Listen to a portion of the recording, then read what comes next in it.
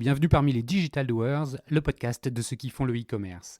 Voici une série spéciale en partenariat exclusif avec One-to-One Retail e-commerce Monaco, le rendez-vous incontournable de tous les acteurs du marché. L'objet de ce hors-série s'inscrit dans les circonstances bien particulières du Covid-19. L'idée est de donner la parole aux retailers et aux fournisseurs de solutions pour les interroger sur l'impact business du coronavirus, ses conséquences en matière d'exécution des opérations et enfin ce que cette crise va probablement changer structurellement pour eux. 3 courtes questions qui sont répondues par téléphone, confinement oblige, pour un témoignage de 10 minutes environ. Donc veuillez excuser la moins bonne qualité sonore de cette interview. Bonne écoute à tous, toujours sans coupure.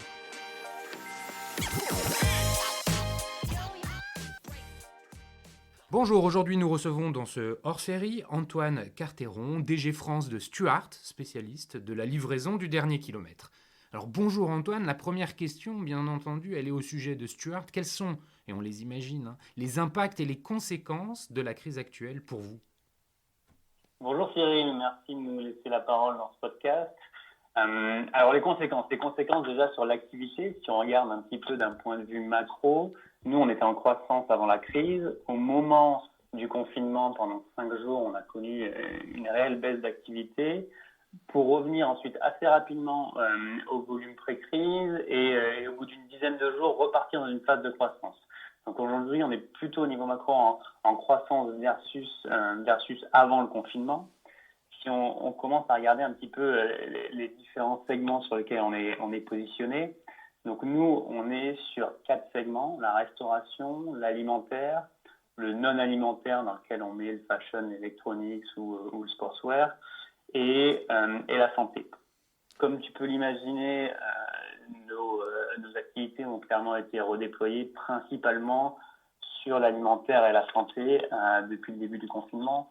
Donc toute la partie restauration, avec la fermeture de la plupart des restaurants, a fortement diminué depuis le début du confinement. L'alimentaire, on a vu 2 grosses tendances. Un fort développement du e-commerce avec nos grandes enseignes partenaires, donc les Carrefour, Franprix, Monoprix, Bio C'est Bon, Naturalia. On a vu la partie e-commerce chez nous être multipliée par 2,5 à peu près. Mais alors, Antoine, c'est passionnant, on va revenir dessus, mais je reviens sur les conséquences, et là je suis un peu plus opération. Vous êtes dans les grandes agglomérations, principalement. Comment vous organisez finalement le transport ? Les livreurs, ils sont toujours là. C'est quoi les impacts ? Je sais pas, j'imagine qu'il doit y avoir des contraintes sanitaires pour vos livreurs. Comment ça se passe ? Alors, le premier sujet, ça a été effectivement d'assurer la sécurité des livreurs. Et donc ça passe par l'équipement, donc la distribution de gel et de masques. Pardon. On a mis un peu de temps effectivement à obtenir des masques, puisqu'au départ, ils étaient bien évidemment réservés au système de santé et on comprend tous pourquoi. Maintenant, depuis à peu près une semaine, on a pu distribuer des masques aux livreurs. Donc aujourd'hui, les livreurs disposent de masques. En plus de cet équipement, il y a changé nos façons de faire et nos process, notamment mettre en place la livraison sans contact, qui passe par, d'un point de vue IT, abandonner toute la signature et puis surtout inculquer de nouveaux process à l'ensemble des livreurs pour être sûr qu'ils appliquent toutes les mesures de distanciation et tous les gestes barrières. Donc évidemment, pas d'échange main à main, livrer en gardant de la distance. Ces procédures-là, en fait, on les rappelle quotidiennement à l'ensemble de notre communauté de livreurs, puisque dans l'application, ils reçoivent des pushs régulièrement pour rappeler toutes les mesures à mettre en place et s'assurer en fait qu'on maintienne disons une activité la moins risquée possible. Évidemment, parce que vous avez dû former en quelque sorte, c'est une sorte de formation ou de sensibilisation de l'ensemble de vos livreurs à distance. Vous avez dû faire preuve d'agilité pour communiquer les bons messages. Ça a été comment vous y êtes pris finalement pour les sensibiliser ? Est-ce que c'était, même si on imagine relativement naturel pour eux, il a quand même fallu faire un effort de communication. Ça a été simple ? Alors, on a l'habitude de communiquer assez régulièrement avec l'ensemble des coursiers, donc on a juste renforcé des process qui existaient et essayé d'utiliser l'ensemble des canaux de communication. Donc, des mails, des pushs dans l'application et essayer de faire des rappels les plus fréquents possibles pour être sûr qu'ils appliquent ces mesures, sachant qu'on ne pouvait pas les rassembler tous au même endroit pour des raisons assez évidentes. Et donc, on a privilégié des canaux digitaux pour former les livreurs.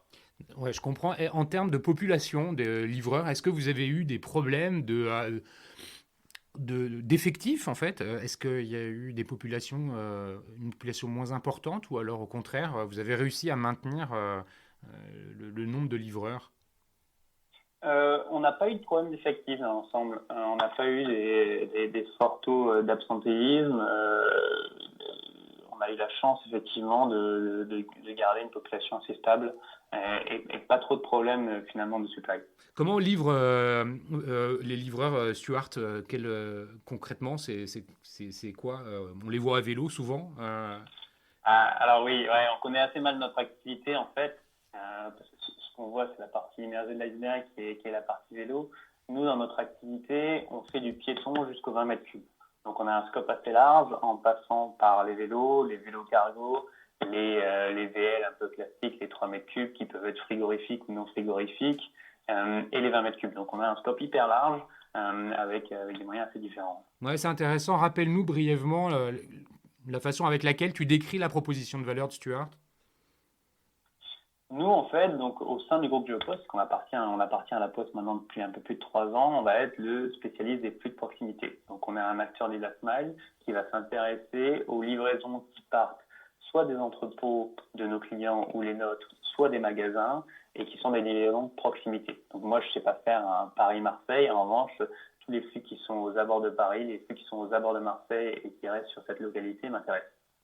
Très bien. Vos clients, tu as commencé à en parler tout à l'heure, on va revenir maintenant dessus.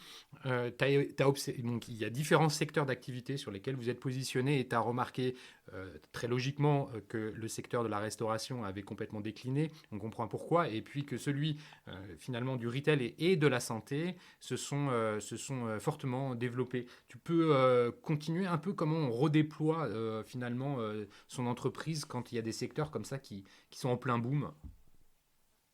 Le premier sujet, c'est d'être au courant de ce boom-là et de l'anticiper un petit peu. Et ça, nous, on n'a pas de boule de cristal, pas plus que les autres.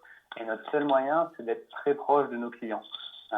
Et donc, en fait, on a augmenté très fortement la fréquence de contact avec nos clients. Je pense que paradoxalement, en fait, cette crise nous a rapprochés de nos clients et on communique quotidiennement, mais plusieurs fois par jour, avec nos principaux clients pour être bien au courant de leur activité, de ce qui se passe et de ce qu'ils anticipent dans les jours à venir.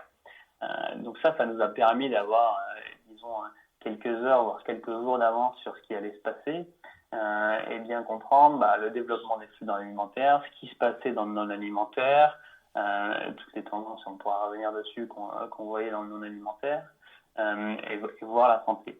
Donc avec les quelques jours d'avance, on s'est réunis avec les opérations pour forecaster les différents moyens de transport dont on allait avoir besoin dans les jours d'avenir.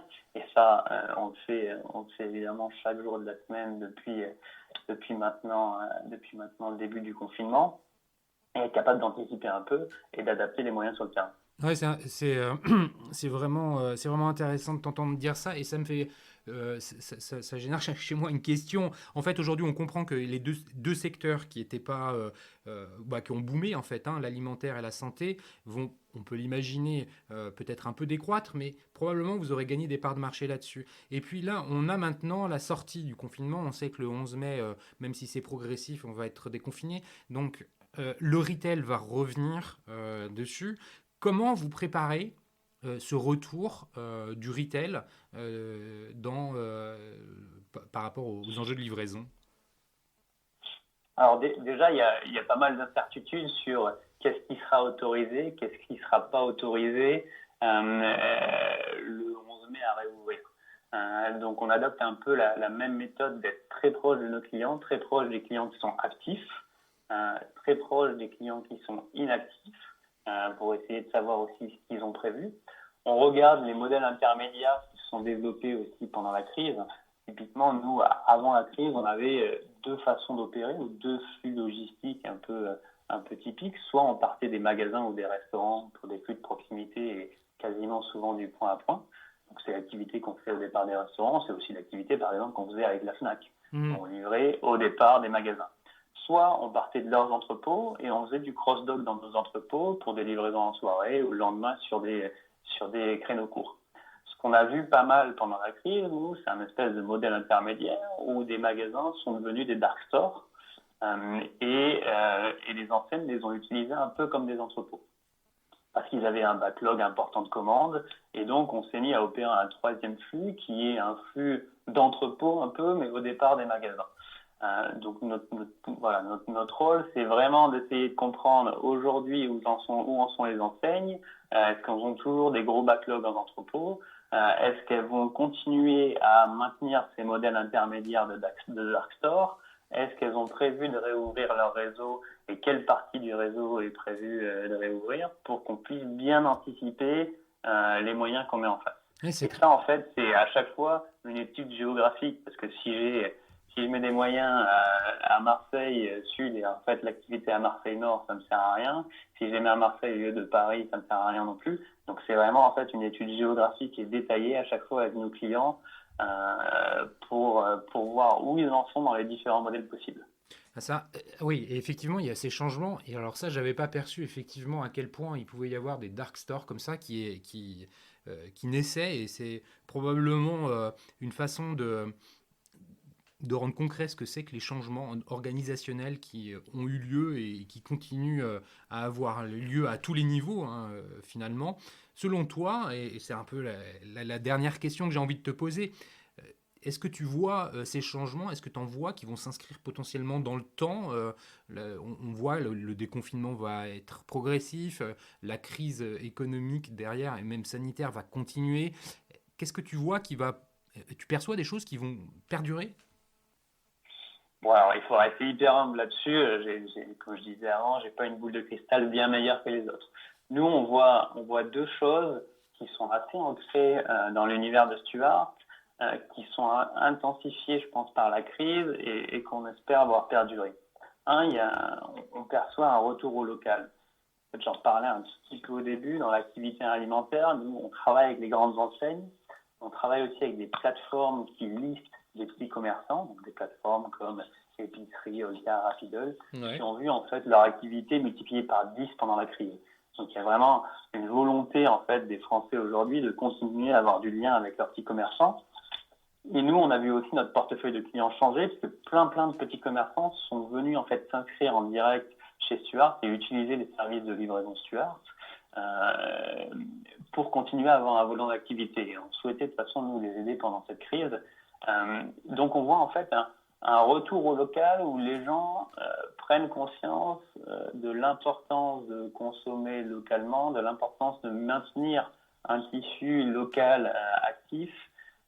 Et je pense qu'en fait cette tendance va perdurer après la crise et que probablement on va le voir dans les mois et dans les années à venir. Ça c'est un premier sujet nous qu'on voit très nettement dans nos chiffres et qu'on pense voir perdurer dans les mois à venir. Le deuxième sujet, en fait, il y a eu pas mal d'articles aussi autour de l'impact sur la pollution du confinement, l'impact sur le bruit dans les grandes villes lié au confinement.